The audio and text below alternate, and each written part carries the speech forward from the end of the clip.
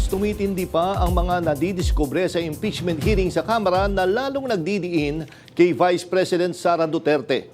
Lumabas kasi sa pagdinig na pinondohan umano ang kandidatura niya noon ng mga taong sangkot sa Formally Scandal at Pogo. Yan ang umarangkadang balita ni Naomi Tiburcio.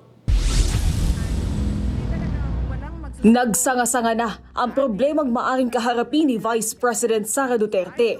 Sa impeachment hearing sa Kamara noong Martes, lumabas sa supplemental affidavit ng self-confessed bagman ni Duterte na si Ramil Madriaga na ipinakolekta sa kanya noon ang campaign donations mula sa ilang kontrobersyal na pangalan.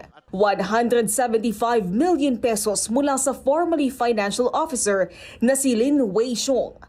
Sangkot ang Formally Pharmaceuticals sa pagkubra ng bilyon-bilyong pisong halaga ng medical supplies mula sa gobyerno dahil sa napakataas o overpriced na benta nito.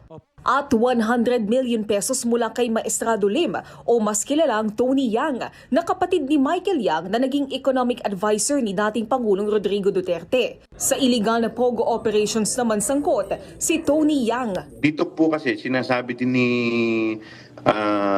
ng witness ni Ramil Madriaga na tumanggap siya ng 100 milyon galing naman dito. So ito ba ay galing din sa Pogo? Sa ilalim ng Omnibus Election Code, hindi maaring tumanggap ng campaign donation mula sa isang banyaga ang isang kumakandidato. Unang-una, violation ng Omnibus Election Code, ito pong nangyari. Kung saan bawal po ang mga foreign national na mag-contribute sa sa mga politikong mga kagaya po namin. Because it's deliberate.